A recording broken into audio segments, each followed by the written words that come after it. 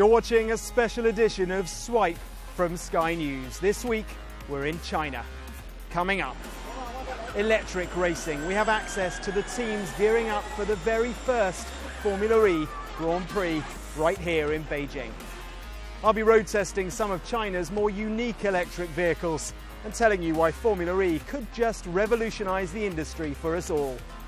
We'll be looking at Apple's risky business as it unveils a watch and 2 new iPhones. And Destiny makes its long-awaited debut in our games review. Hello and welcome to Swipe from Beijing, where a new era in motor racing, Formula E, is beginning.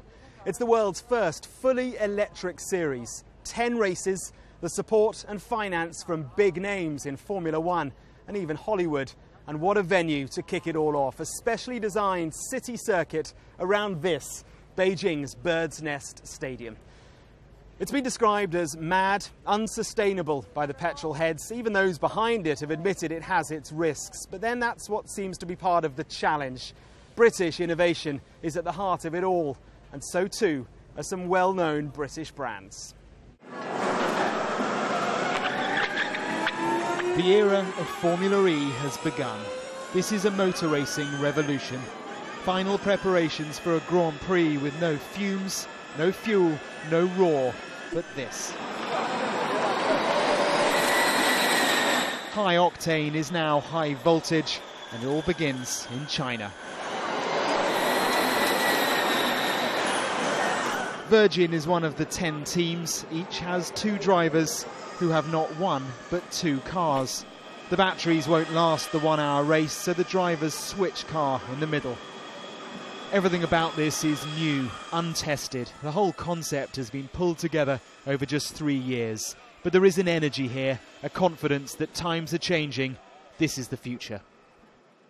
You will see the main difference here compared to a single-seater that you would have seen before is obviously that there's no engine, no petrol engine. There's a big battery box here, which is the main part of the car. And then the motor, you can't actually see the motor. It's actually quite small. Because apart from the battery technology that's just too heavy at the moment, everything else is so much better. Electric motors have a lot more torque, are a lot more compact, are a lot more smooth, are better in every single way to move cars around. Plenty here is unique. The drivers qualify and race on the same day. There is a lot of apprehension. How is it going to work? How is it going to go? Are the cars going to behave themselves? Are the drivers going to behave themselves? The track looks fantastic, so I don't think we have too many worries there. But it's just really a structural thing. Until we get the first one done, nobody really knows how it's going to go. And that's amazing as well. And then there's something called Fan Boost. I saw these. It's amazing. These 3 die-hard fans of Virgin's Sam Bird and anyone else watching can influence the race by voting for which driver gets a single 5-second boost of electricity. 3 clear votes here for Sam. Some petrol heads have dismissed it already, but by no means all. This revolution has the backing of Richard Branson and Leonardo DiCaprio, both own teams. And 4 times F1 world champion Alain Prost is here with his team and his son, who's racing. So too is Ayrton Senna's nephew. A new generation, a new sport, and a renewed rivalry.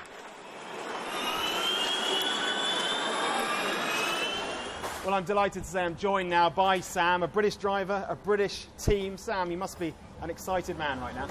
Yeah, absolutely. You know, it's amazing to think that we're here after so many months of hard work done by Formula E. Just to think that this car, 18 months ago didn't even really exist. And now 40 cars are here in Beijing for the first round of Formula E. It's amazing.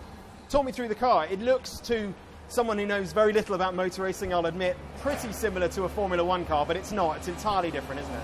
Absolutely. You know, aesthetically, it is a very pleasing car to look at. I think that they've done a great job with the bodywork and the aerodynamics of the car. It looks very futuristic and you know, Formula 1-ish. Jump in if you can and just show us what you've got here. There seems to be an awful lot on your steering wheel there. Yeah, absolutely. So what have you got here? So you're very low, aren't you? Absolutely. Well, you have to be aerodynamically. Yeah. Okay, so this is the brake rotary, this is the paddle rotary. They're both to do with the regenning of the car to basically get more efficient energy use and conserve a bit of energy. The paddle one here is also to do with this paddle here. When I pull it in, according to this paddle here, and the number that I'm in, is how much paddle regen I'll be getting. The torque mode is how much power I'm getting from the battery. So 6 is obviously the strongest, 1 is the weakest. In the race, we'll be using anywhere between 5 and 1. How does the drive differ? How does the feel differ from a petrol-powered car? Obviously, it has the differences that you would kind of think. You know, obviously the torque is quite different to drive because this is a linear torque curve. In terms of power and feel, you know, it's not as fast as a Formula 1 car, but we're not trying to compete with Formula 1. This is its own entity. What a great starting place these cars are already. But just think in 5-10 years' time where we're going to be. And for the people who say this is all just a gimmick for the real petrol heads, your response?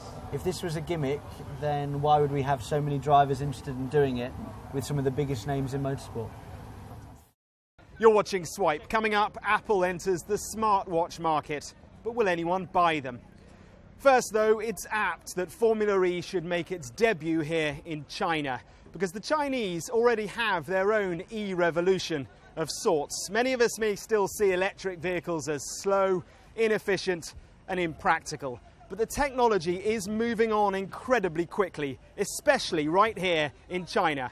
I've been finding out a little bit more about how people here use electricity to get around. Sunrise in Beijing, and there's a buzz about town. The buzz of electricity.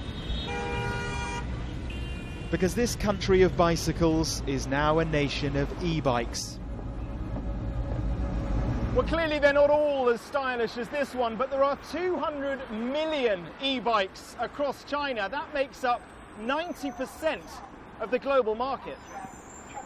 They zip around town in every shape and size and colour. For commuting, for delivering, and for chauffeuring.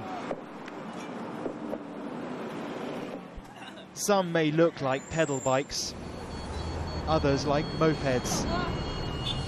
All of these, though, are electric.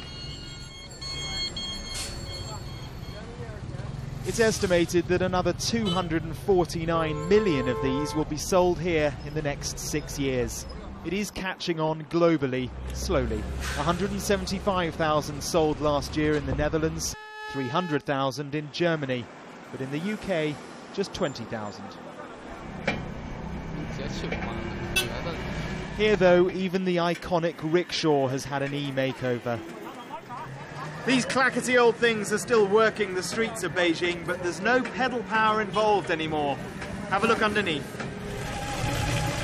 A chain, a battery and a motor, the sort of thing you'd find in a washing machine. Wonderfully impressive improvisation, leaving the driver with his feet up.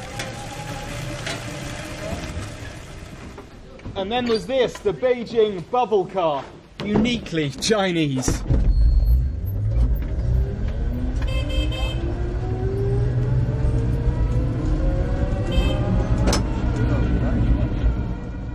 It's perfect for Beijing's back alleys. Top speed is 35 miles an hour, which is, I think, quite enough. It turns heads, and it doesn't wake the neighbours.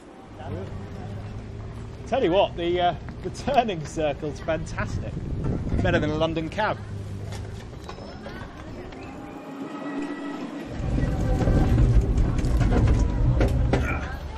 Well, I'm not convinced it'll catch on in the UK or around the world, but it is a lot of fun.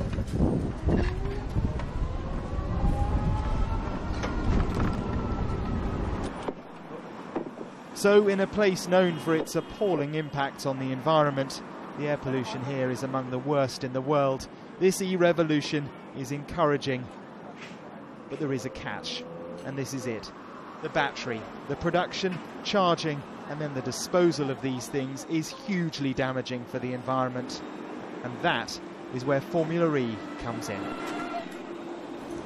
The idea is that this is about much, much more than just a new motorsport. The technology, the investment, the cash ploughed into all this will give a much-needed kickstart to the commercial electric car industry.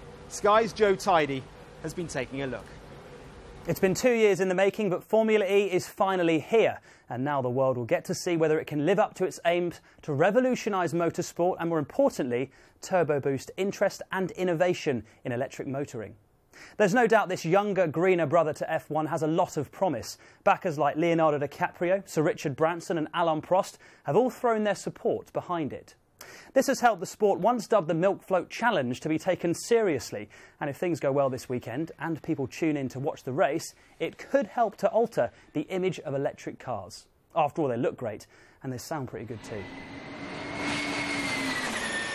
Formula E is being aimed at a younger generation of racing fans with an app that allows you to vote for your favourite driver. The driver who receives the most digital votes then gets a fan boost or speed boost to give them an advantage during the race. The image of the sport is important, but the technology has the potential to transform the electric car industry. It's no secret that battery life is the biggest hurdle the industry has to overcome if they want more of us to drive these greener machines. Thanks to the rollout of charging points around the country, electric car sales are starting to pick up. The latest figures show that more than 10,000 cars used the charging stations in the 3 months to the end of June. That's compared to just 4,000 between October and December last year. Organisers of Formula E, though, hope that from next year, when teams are allowed to build their own cars, new battery technologies could be invented. They're hoping that the competitive spirit of motorsport can bring about innovation to everyday electric cars too. Of course, all of these innovations could have a profound effect on the electric car industry, but first, the sport needs to take off. After all, no matter how entertaining or innovative Formula E is, if no one's watching, who cares? You're watching Swipe. Coming up, a run-through of the week's technology news. But first, Apple product launches usually come with their fair share of hype. But this week's event had even more than usual as rumours circulated about a completely new product. And they didn't disappoint, revealing the Apple Watch and 2 new iPhones. Ling Kent was at the launch in California for us. It was the biggest Apple event in years, and the pressure was on. Everything was hidden in a big 3-story white box as CEO Tim Cook took to the stage. He uttered words made famous by the late founder Steve Jobs. We're not quite finished yet. We have one more thing. And he unveiled the Apple Watch. The $349 square-faced device tracks fitness, shows photos, navigates, and takes voice commands on Siri. Apple designed the watch in 3 different styles, one for sport, one for everyday wear, and an 18-karat gold luxury edition. The customizable timepiece will be available in early 2015. The catch, it only works with the iPhone. Apple also debuted 2 new iPhone models, the iPhone 6 and iPhone 6 Plus. The 4.7 and 5.5 inch are thinner, faster, and more powerful than any previous iPhone. The camera has 8 megapixels, and the 6 starts at $199, the 6 Plus at $299. They'll ship on September 19th. And it wasn't just about hardware. Apple debuted Apple Pay, a new payment system designed to replace all credit and debit cards using a new touch-to-pay technology. It will come pre-installed on all iPhones as well as the Apple Watch. Retailers like Macy's, Walgreens, Disney, McDonald's, and others are already on board. The real question here is whether these new phones and watches are enough to take Tim Cook's legacy to the next level. A lot of analysts, though, today very impressed. They're saying the answer is yes. Coming up next on Swipe, we review one of the most anticipated games of the year. First, though, here's Philippa with a roundup of anything you might have missed over the past few days. Thanks, Mark. Hello. Amazon's announced plans to open a new London office with the potential for more than 3,000 extra jobs. The online retailer, which already employs 1,700 people in the UK, said its main corporate office would switch to a building in Shoreditch in 2017. Amazon say the decision means all corporate employees will be based in London by next summer. Twitter's trialling a new system that lets users in the US purchase things by clicking on a buy button in a tweet. After tapping the button, the product details will pop up and will be asked to enter their shipping and payment information. The rapper Eminem and fashion house Burberry are both involved as Twitter partners. Tuesday's Apple launch wasn't all about technology. Irish rockers U2 used it to release a surprise album. After performing in California, the band announced that 11 tracks on Songs of Innocence are now free to download on iTunes. The album will be available to everyone else from October the 14th. Now, how many people watched your Ice Bucket Challenge video? Well, Facebook has the answer. In an update rolled out this week, you'll be able to see how many views a video you've posted has received. The count will only appear on clips posted on or after September the 8th, though. So, Alex Salmond, you'll never know how many people watched this dunking.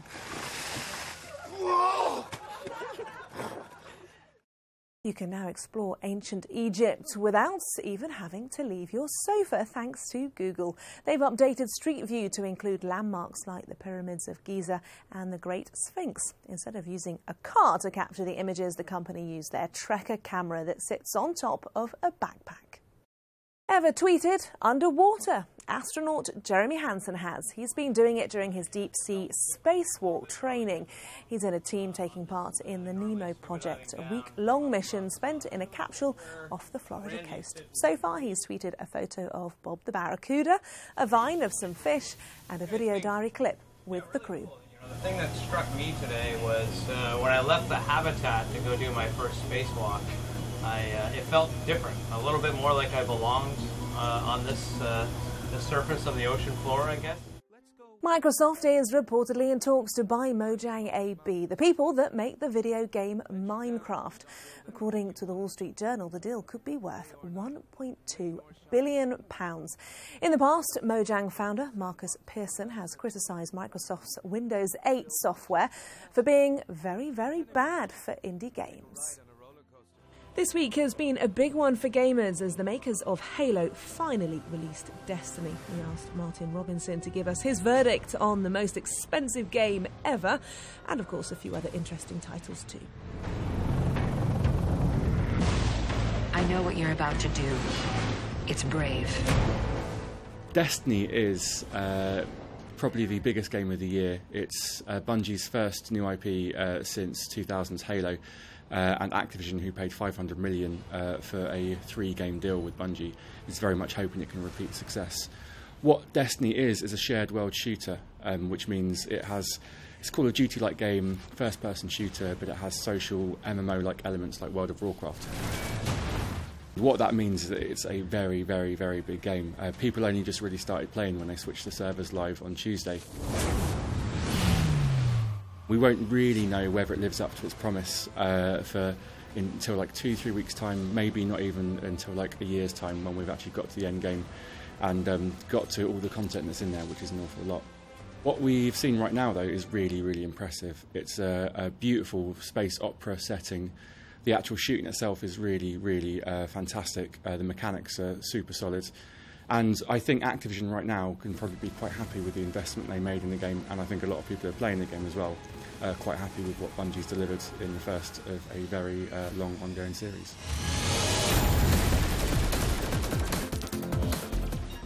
Velocity 2X is a new game from Future Lab, a small Brighton studio. As the name suggests, it's a sequel to Velocity, which is a game that caught a lot of people's attention a few years back when it came out on Beta and PSP. The original Velocity was a 2D shooter, very much in style of traditional 16-bit games that you might remember playing in the 90s. This returns to those elements and also brings in some platforming and meshes the two together in a really interesting genre mix. Like Velocity before it, it's really well designed, really good fun to play. The platforming elements only really add to it, so yeah, a big recommendation. Warriors Orochi 3 Ultimate is the third version of Warriors Orochi 3. You can be excused if you haven't heard of it before, though. It's part of Koei Tecmo's Musu series, which is a series very, very popular in Japan. Not so popular in the West, unfortunately, which is a shame. They're really, really good games. based in a historical setting. This time it's a mashup of Chinese and Japanese classical eras, and you basically take you and a selection of characters and wipe out thousands and thousands of demon beasts. I say it's historical, obviously that's not particularly historically accurate, that part of it. If you're looking for something new to play on PlayStation 4 and Xbox One, you probably can't get better value for money than Warriors Orochi 3 Ultimate. I said Destiny was probably the biggest game of the year. I think Gang Beasts is probably my most anticipated. It's just hit Steam Early Access last week. It's kind of a crazy local multiplayer Smash Brothers-esque game. The best way to describe it is imagine a load of jelly beans went to the pub, got really drunk, and then had a fight in the car park afterwards. You play 4 kind of hard to control characters and basically lollop around in various different scenarios. It's a really good slapstick game and an amazing game to play with your friends, so yeah, another big recommendation. Well, that's it from the Formula E circuit here in Beijing for this week. Remember, you can catch up with all the breaking tech stories all week on our smartphone apps at skynews.com and Sky News for iPad. See you next time.